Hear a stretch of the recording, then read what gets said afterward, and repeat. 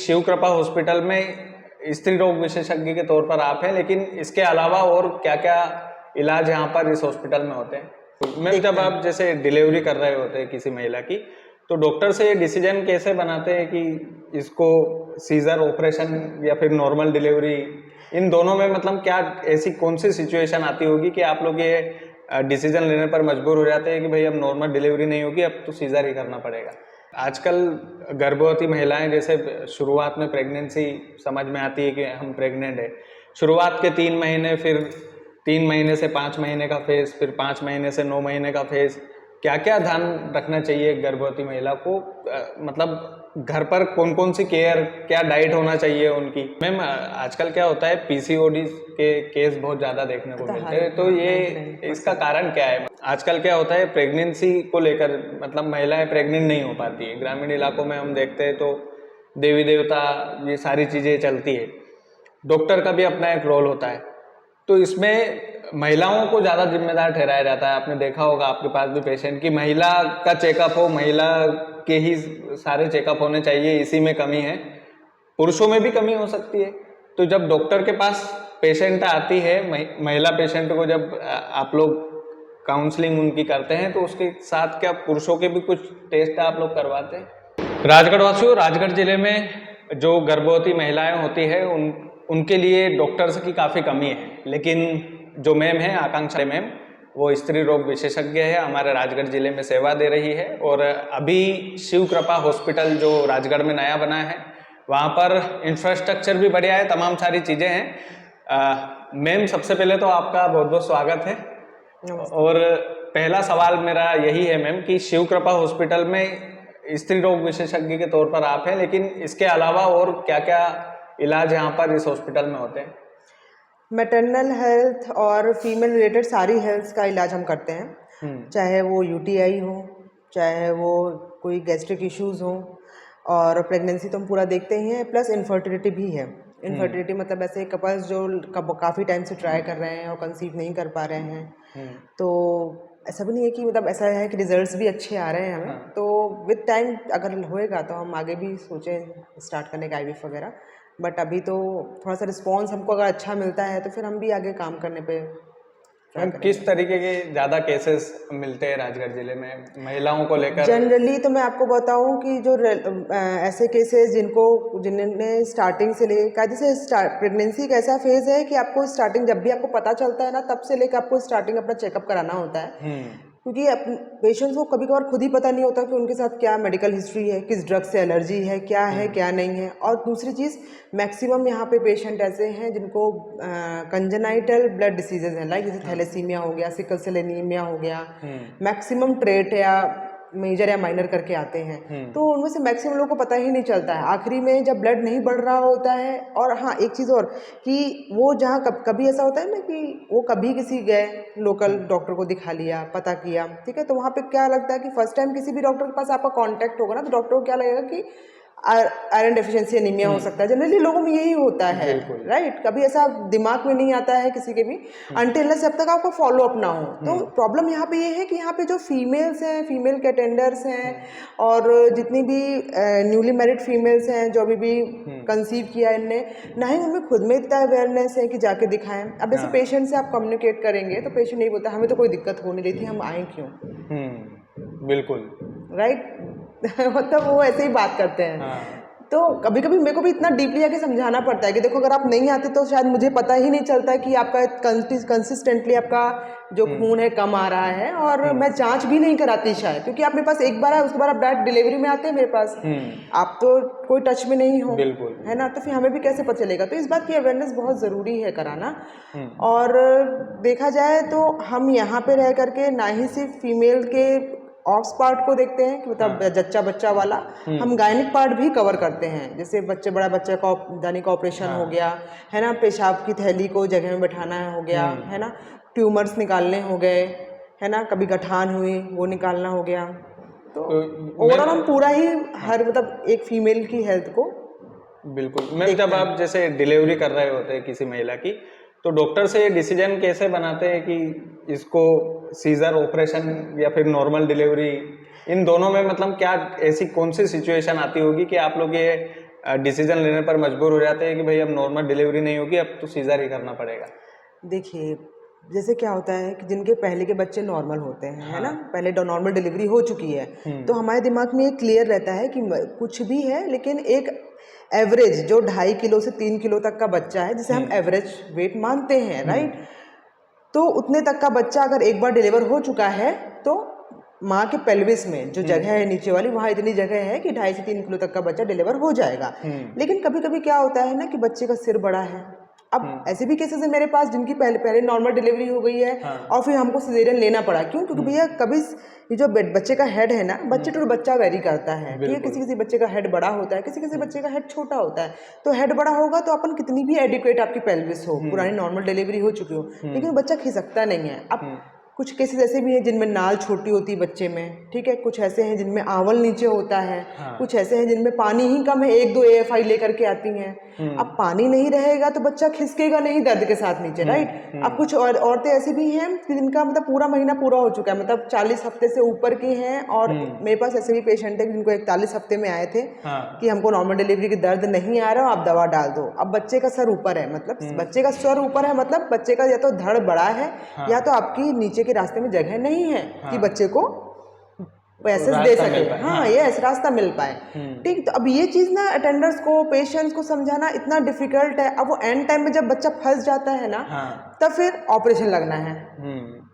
तो फिर ऐसे में क्या होता है कि फीटल डिस्ट्रेस और फीटल को नीकू या NICU रखने के चांसेस और ज़्यादा बढ़ जाते हैं। मैटरनल स्ट्रेस अलग होता है, ठीक है, और साथ में एसोसिएटेड जो दिक्कतें आती हैं, BP रेज्ड होना, ठीक है, टैकीकार्डिया होना, इंट्रॉप कॉम्प्लिकेशन आना, क्योंकि एंग्शियस पेशेंट को डाउन करना थोड़ा डिफिकल्ट है, फिर हमको सेडेट करना पड़ता है पेशेंट्स को। तो बहुत सारी चीज़ें जो देख कर चलनी पड़ती हैं। दूसरा कि अब जैसे बच्चे, ऐसा है कि पहली बार प्रेगनेंसी है लेकिन कभी ऐसा हुआ कि MSL हो गई समय से पहले ही, मतलब बच्चे ने अंदर लैट्रिन कर दिए पेट में, ठीक है। अब ये चीज़ भी समझाना पेशेंट के अटेंडर को डिफिकल्ट है। मरीज को तो कुछ हो नहीं रहा, हमारा मरीज तो सही साथ चल रहा, बोल रहे बच्चे की धड़कन खराब हो रही। अब धड़कन किसी भी कारण से खराब हो सकती है, बिल्कुल, बच्चे को कभी ऑक्सीजन नहीं मिल रही है, कभी कुछ हो रहा है। और दूसरा बहुत सारी चीज़ें ऐसी हैं जो सोनोग्राफी में पकड़ में आती हैं, है ना। जैसे अभी हमारे यहाँ एक केस हुआ है, मतलब ग्रैंड मल्टीपैरा थी, ग्रेविडा 5, मतलब 5वां बच्चा था उसका। अच्छा। और 4 नॉर्मल डिलीवरियां हो चुकी हैं, नोन केस ऑफ हाइपरटेंशन है और शुगर,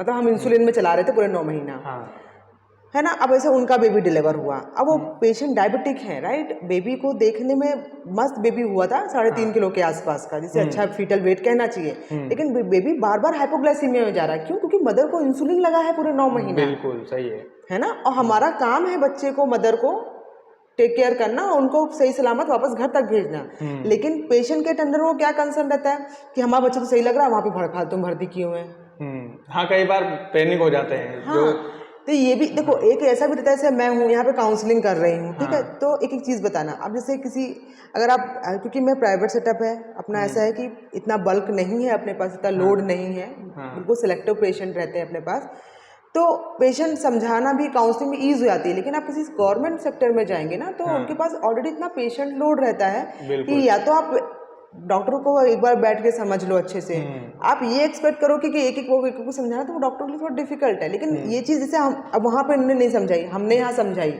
उसके बावजूद भी उनका कंसर्न यही कि बच्चा तो हमको सही साट लग रहा, बच्चा तो रो अच्छा रहा है, बच्चा तो सब कुछ अच्छा कर रहा, बच्चों को ना ऑक्सीजन लगाया है, ना हाथ में दवाई लग रही है, तो भी वहाँ रखे हुए हैं। ऐसा नहीं होता है, बहुत सारे कॉम्प्लिकेशन रहते हैं जिनके लिए लेना पड़ता है। और सेम बच्चे में हमने ऑपरेशन लिया ही इसलिए क्योंकि बच्चे को सोनोग्राफी में दिमाग में ऑक्सीजन नहीं पहुंच रही थी, जिसे फीटल हाइपोक्सिया कहते हैं। वो जनरली जितने भी कॉम्प्लिकेटेड केस रहते हैं ना, वो मिलता है ऐसा उसमें। बिल्कुल।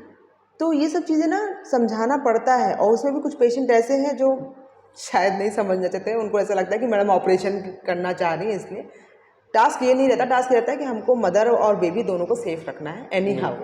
मैम, एक सवाल ये भी था मेरे मन में कि आजकल गर्भवती महिलाएं, जैसे शुरुआत में प्रेगनेंसी समझ में आती है कि हम प्रेग्नेंट है, शुरुआत के 3 महीने, फिर 3 महीने से 5 महीने का फेज, फिर 5 महीने से 9 महीने का फेज, क्या क्या ध्यान रखना चाहिए गर्भवती महिला को?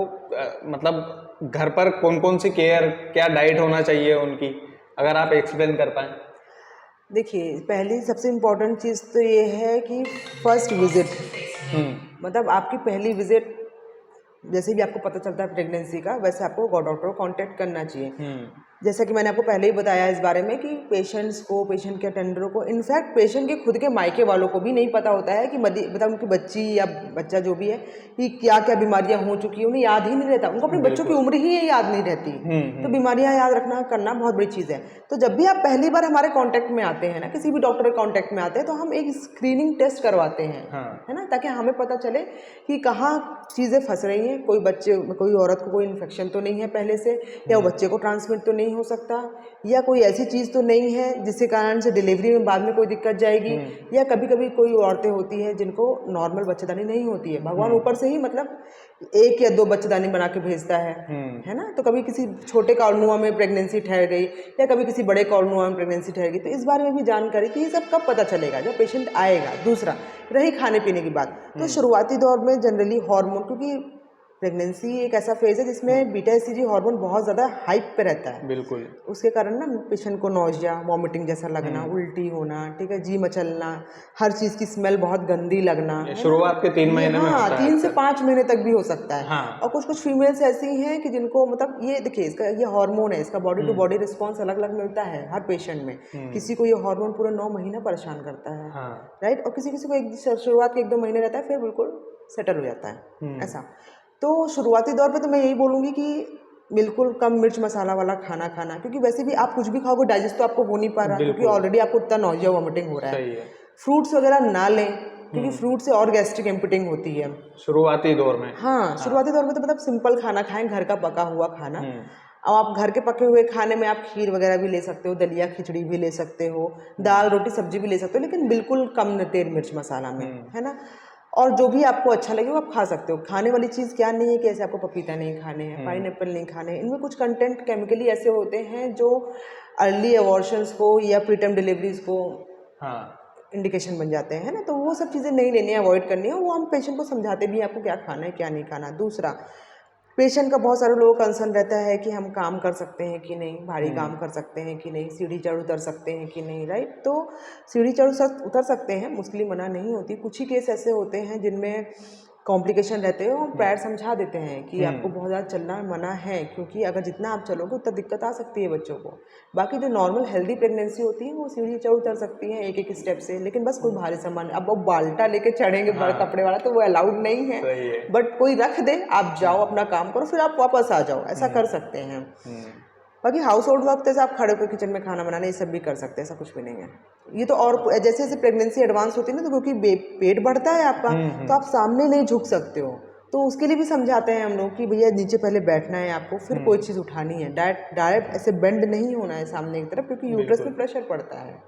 तो बहुत सारी छोटी छोटी चीज़ें हैं जो हम तो आप सजेस्ट करते हैं। मैम आजकल क्या होता है, पीसीओडी के केस बहुत ज़्यादा देखने को मिलते हैं, तो ये इसका कारण क्या है, मतलब बढ़ते हुए पीसीओडी के केस, इसकी मूल वजह कभी आप समझा पाए क्या कारण हो सकता है इसका? देखिए, मैं आपको मोटी मोटी एक बेसिक चीज़ बताती हूँ। ये एक मेटाबॉलिक डिसऑर्डर है, राइट। मेटाबॉलिक डिसऑर्डर, जब ये सब चीज़ें अपने को लाइमलाइट में आना शुरू हुई थी ना स्टार्टिंग एरा में, तो तब ऐसा होता था कि जो ओबीज फीमेल्स होती थी, जिनकी सेडेंटरी लाइफस्टाइल होती, मतलब बैठे बैठे का खाना, बैठे बैठे का ही काम करना, है ना, हाथ पैर कम चलाना, या कोई एक्सरसाइज नहीं होना, है ना, घर का काम नहीं कहला, मतलब काम में ये नहीं बोलूँ कि आपके लिए काम नहीं है, बट वो एक्सरसाइज का पार्ट नहीं है, राइट। बिल्कुल। एक्सरसाइज अलग थिंग है। पुराने जमाने में लोग खेतों में जाते थे, काम करते थे, मसल बिल्डअप अलग होता था। अब आज के टाइम पे वैसा कुछ काम रह नहीं गया है, ठीक है। और आप देखेंगे जो लोग ऐसे हैं जो प्रॉपर लेबर वो है अपनी पीपल्स हैं, उनमें आप पीसीओडी नहीं देखने मिलेगा। हाँ, जो किसानी खेती से जुड़े लोग हैं, जो डायरेक्ट वर्क कर रहे हैं, खेत में हैं। लेकिन जो फीमेल्स घर में हैं, सिर्फ खाना बना रही हैं, घर का काम कर रही हैं, झाड़ू पोछा बर्तन करती हैं, तो उनका कहना है कि मैडम हम तो इतना काम करते हैं। अरे वो काम नहीं है। और दूसरा देखिए, पहले के ज़माने में ना हर चीज़ शुद्ध मिलती थी हमको, आज के टाइम पे हाँ पानी भी शुद्ध नहीं मिल रहा है ना। तो खान पियन हो गया आपका, कोई बॉडी का मूवमेंट नहीं है, एक्टिविटी नहीं है, ठीक है। और कुछ ऐसा है कि ओबिसिटी की बढ़ती ओबिसिटी और उसके साथ एसोसिएटेड डिसऑर्डर, जैसे किसी किसी को थायराइड भी एसोसिएटेड रहता है, किसी किसी को प्रोलैक्टिनीमिया भी एसोसिएटेड रहता है, या प्रोलैक्टिन हाइपरप्रोलैक्टिनीमिया भी होता है। तो इन केसेस में ना बहुत ज़्यादा देखने मिलता है। और फिर फर्दर जैसे जैसे चीज़ें बढ़ती है ना, स्टार्टिंग में तो इरेगुलर मेंसेस के साथ पेशेंट आता है, बट विद टाइम वो पीसीओडी में समहाउ कन्वर्ट हो ही जाता है। पहले ऐसा होता था कि ओबीज पेशेंट नहीं मिलता था, आजकल तो लीन एंड थिन पेशेंट ही मिलता है। पेशेंट के अटेंडर खुद बोलते हैं मैडम इतनी पतली दुबली तो है कैसे हो गया। सही है। बट क्या बताऊं मैं कि जो आप खा पी रहे हो, ऐसा हो नहीं सकता कि आप बाहर का नहीं खाते।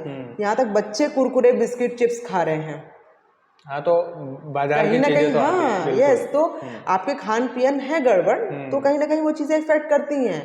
अब ऐसा नहीं हो सकता, मैं ये भी नहीं बोल रही हूँ कि आप बिल्कुल ही एलिमिनेट कर दो उसको अपने डाइट पार्ट से, लेकिन कुछ चीज़ें ऐसी रखनी चाहिए, जैसे एक्सरसाइज हो गया, है ना, अपने डाइट शेड्यूल हो गया, मंथ में 1-2 बार ये सब चीज़ें खाना सही है। लेकिन आप रोजाना तौर पे कभी भूख लगी तो चिप्स खा लिए, समोसा बुलवा लिए, कचौड़ी बुलवा लिए, पानी पूरी का बड़ा पानी शौक पूरी होता खा है। लिए, तो वो चीज़ें नुकसान करती हैं, वो इम्पैक्ट डालती हैं। और ये सब चीज़ें शॉर्ट टर्म में नहीं दिखती, बहुत लॉन्ग टर्म का रिजल्ट है ये।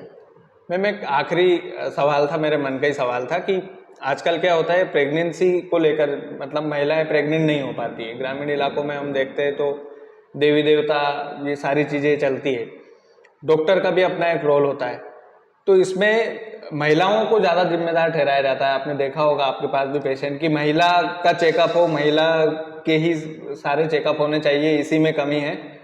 पुरुषों में भी कमी हो सकती है। तो जब डॉक्टर के पास पेशेंट आती है, महिला पेशेंट को जब आप लोग काउंसलिंग उनकी करते हैं, तो उसके साथ क्या पुरुषों के भी कुछ टेस्ट आप लोग करवाते हैं? यस, मेरे को स्टार्टिंग में जब मैं यहाँ पे स्टेब्लिश होना स्टार्ट किया था मैंने, ये आज से 2 साल पहले की बात है जब मैं आई थी। उस टाइम पे मुझे ये सब चीज़ें बहुत फेस करनी पड़ी कि मतलब पेशेंट का जो ससुराल वाला एस्पेक्ट है ना, जो उनके मदर इन लॉ या फादर इन लॉज आते थे, देवर लाइक कि मतलब आप तो इसको देख लो और बेटे में तो हमारी कोई कमी नहीं है, राइट। बिल्कुल ऐसा होता तो है। मतलब मुझे काफ़ी काउंसलिंग करनी पड़ती थी और समहाउ मुझे कुछ कभी कभी हार्ड वर्ड्स बोलने पड़ते थे, जिसके लिए मतलब मुझे सुनने में भी आया कि मैम बहुत स्ट्रिक्ट हैं, राइट। लेकिन ये ना, ये जो टैबून है ना, अपने को हटाना पड़ेगा विद टाइम ना। विद टाइम सच में चेंजेस आया है। मैं लास्ट 2 ईयर से प्रैक्टिस कर रही हूँ, मैं देख भी रही हूँ कि लोगों को अब पता है, खुद से पहले ऐसा होता था कि सिर्फ ससुराल वाले औरत को लेकर के आते थे, अब ऐसा हो गया है ना कि आदमी औरत दोनों को लेकर के आते हैं। बिल्कुल, दोनों वाकई में लेकर के आते हैं। अगर मैंने एक बार बोल दिया ना उनको कि नहीं माताराम दोनों की जांच होगी, वरना तो मैं एक की भी जांच नहीं करूंगी, क्योंकि मतलब नहीं है, बिल्कुल, है ना। मैं फीमेल को ट्रीट करके करूंगी कि अगर मेल पार्ट हमारा खराब है तो हम फीमेल को ट्रीट करके कर भी क्या लेंगे। बिल्कुल सही। हमको तो दोनों हेल्दी चाहिए, है ना। तब तो अपन मतलब उम्मीद रखें कि आपको हेल्दी बेबी या आने वाले टाइम पे अच्छा बेबी आपको मिलेगा, अदरवाइज तो पॉसिबल नहीं है। तो जब भी हमारे पास पेशेंट आते हैं तो हम मदर के साथ, जो फीमेल है उसके साथ हम हस्बैंड की भी स्क्रीनिंग कराते हैं। और कभी ऐसा होता है कि हाँ हमको रिजल्ट अच्छे नहीं मिलते हैं तो हम फर्दर ट्रीटमेंट भी करते हैं, और ट्रीटमेंट के बाद, इम्प्रूवमेंट के बाद फिर हम बेबी वाला स्टार्ट कर देते हैं treatment. Thank you so much ma'am, आपने हर सवालों के जवाब बेबाकी से दिए।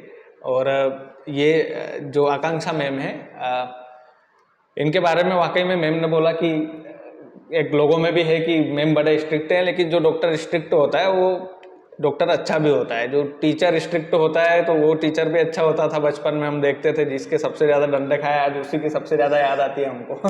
सही बात। तो वैसी वाली चीज़ें हैं। शिव कृपा हॉस्पिटल राजगढ़ में खुला है, नया हॉस्पिटल है, लेकिन यहाँ की सुविधाएं वाकई में बहुत बेहतर है। स्त्री रोग विशेषज्ञ के पद पर मैडम है, और इनसे हमने जो भी सवाल स्त्रियों के मन में होते थे वो पूछने की कोशिश की है। बाकी कभी भी आपका ऐसा लगे कि डिलीवरी को लेकर आपको काउंसलिंग करवाना है, आप प्लान कर रहे हैं अपने बच्चों को लेकर, तो एक बार डॉक्टर को ज़रूर दिखाइएगा। और मैम बड़े प्रोफेशनल है, इसमें कोई दो राय नहीं है। बाकी आप लोग वीडियो को शेयर कीजिएगा, चैनल यदि आपने सब्सक्राइब नहीं किया तो प्लीज़ कर लीजिएगा। बहुत बहुत धन्यवाद।